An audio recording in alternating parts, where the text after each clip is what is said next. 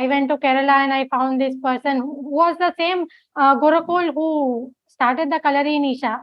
They also stayed there for almost 15 days and I learned Kalari with them.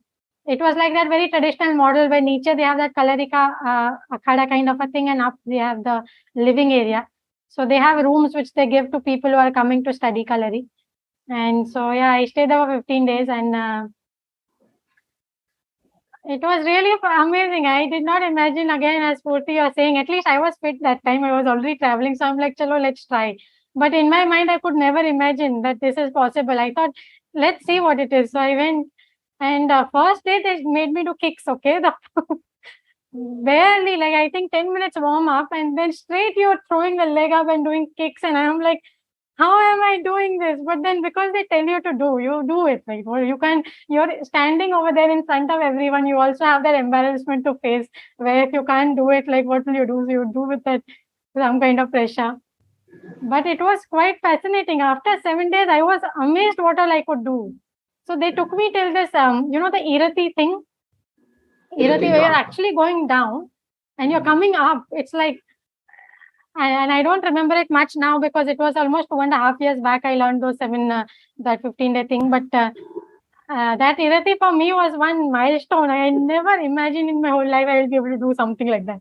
But it was quite amazing. But I think it was a little different because Purti posted those video on Instagram with her basic practices, and then you also, Anna, posted something about some namaskar, God, we are, saying namaskar to gods before starting. So I've never learned those things. We just started straight with few different types of kicks, and then it would move to more advanced forms from there. So what is this? Are there like a couple of different styles of Kalari that happens?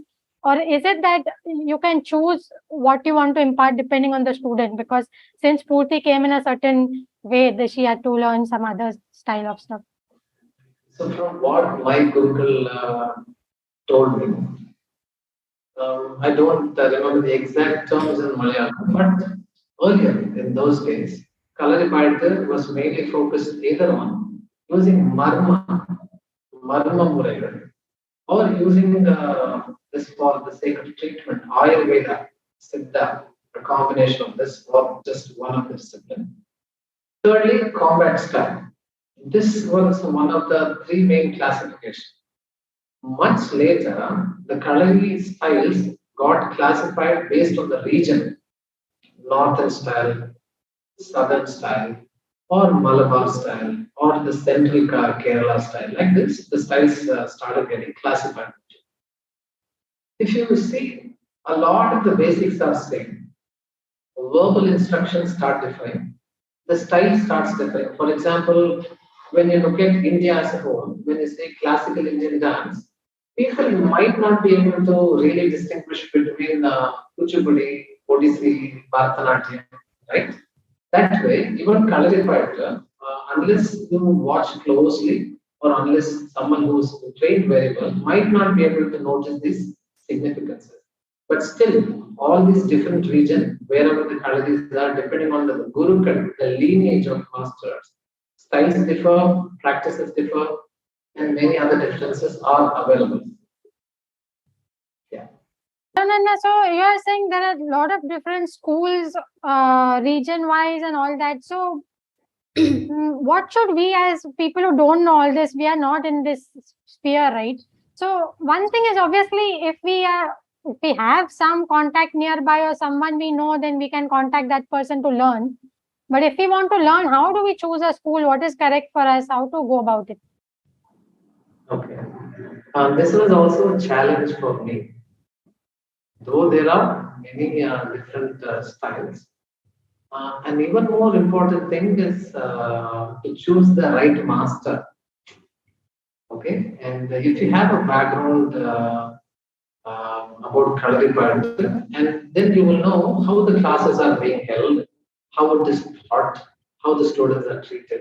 All these things you can at least check. Maybe you can try a few classes with them, and then you can enroll. That's one way. Or you should join through some known source that is a good teacher. He teaches well, because Every style of coloring has its own pros and cons. There is no bad style and good style. Okay, every style has it. And there are a lot of masters who know a combination of various styles too. So if you're someone who thinks, okay, I would need that kind of master, then you will have to take guidance from them. Or if you think I am only interested in combat and self-defense, then you have to choose such a teacher and learn from them. Or say you're more interested in the grace, the body movements, the flow of the movements. That is your interest. Then you have to choose a teacher who is teaching like that. So you can either look at the work of a teacher. Today we have Instagram to check these things. And probably try their class once or twice. And then you can enroll. That's one way that I recommend. Otherwise, if you do not, if you how to say, what happened to me was I had to go and try many calories, and it was not what I expected. Either it was too expensive and they didn't teach much, or they're not willing to teach more than that. Because one is earlier it was all kept as a secret. Nobody would disclose anything because these were also very lethal combating methods that were there. They would not at all teach. Even now, there are many secretive methods that are not taught openly. Only to if you have close intimacy with the master and you've been training for 10 years, they will teach it to you. And thirdly, you cannot do it as well because physically, mentally, one is not capable to handle. Impossible.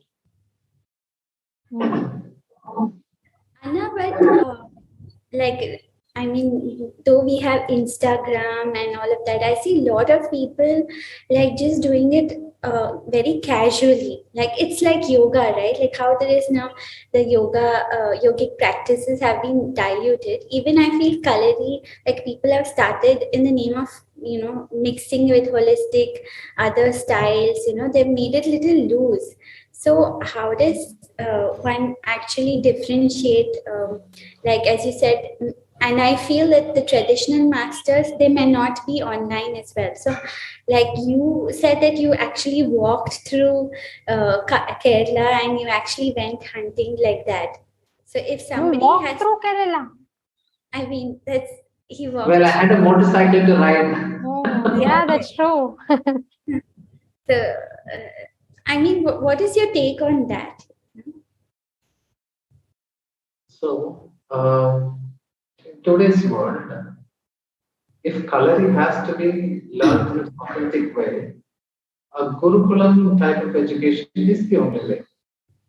Okay? Only a few set of people can learn. Because only a few set of people can dedicate their life to learn like that. 14 to 15 years, 12 to 15 years of time.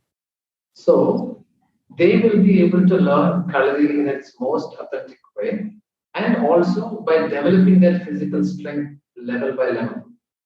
And for others who are in a different lifestyle, who are also looking at their economic well-being, helping families who have children, might not be able to give that much time. So it is not diluted per se. It's not diluted, but only certain things can be given.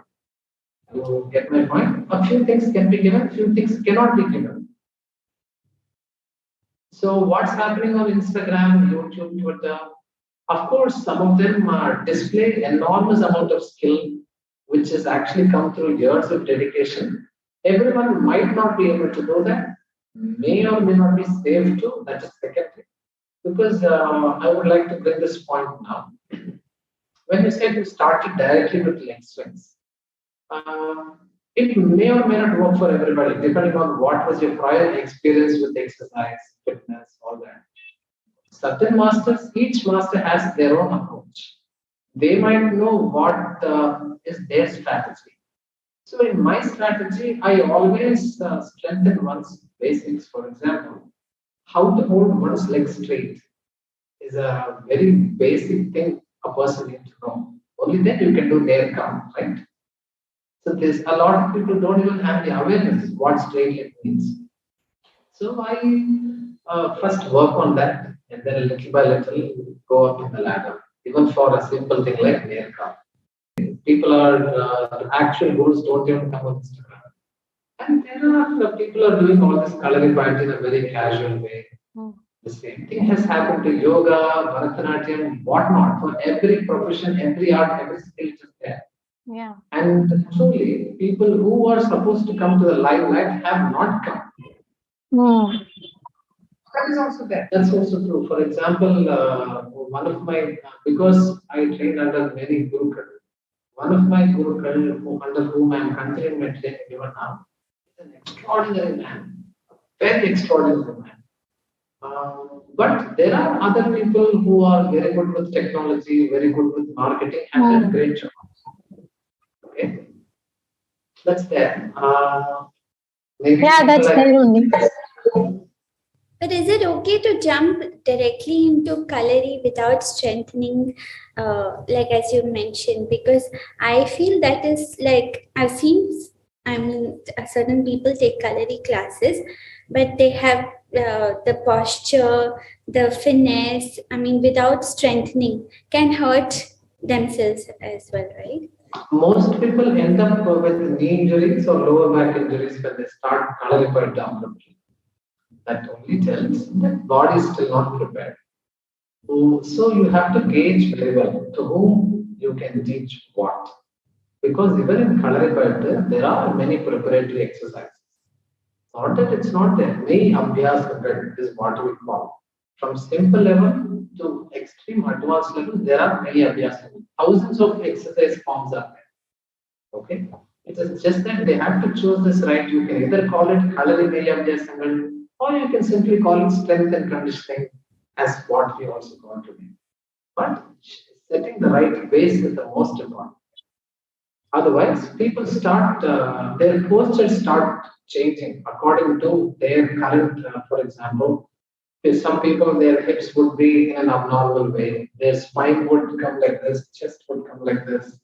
Even many Bharatanatyam dancers, unfortunately, because they don't place their foot properly, they start hurting their knees, they start hurting their hips. Same thing happens even in Kalari to a lot of people. Their overall posture changes over time. I think one of the phenomenon that leads to this is the fact that a lot of us want these quick courses. Like I went for 15 days. What will they show me in 15 days? If they did strengthening for 15 days, I would be like, I didn't learn any Kalari. What is this? But I actually, when I also did know, I also realized that this is too soon, because at that point I was not even doing my Hatha Yoga properly. I was doing my Kriyas, but Hatha Yoga I was not doing. And so I felt like, and I told them also that I would rather now, I mean, I've got a taste of this. I would rather now go back and focus on my Hatha Yoga and get that down properly. And then probably body will be at a much better position to get into something like this. At least that's how I felt. So that's what I told them. And then I left, and then I never went back to it. That's a different matter. But I think it's that lifestyle, no, of wanting to do quick things, wanting to learn quickly and take photos and put it on Insta. Even as the learner, as the student, which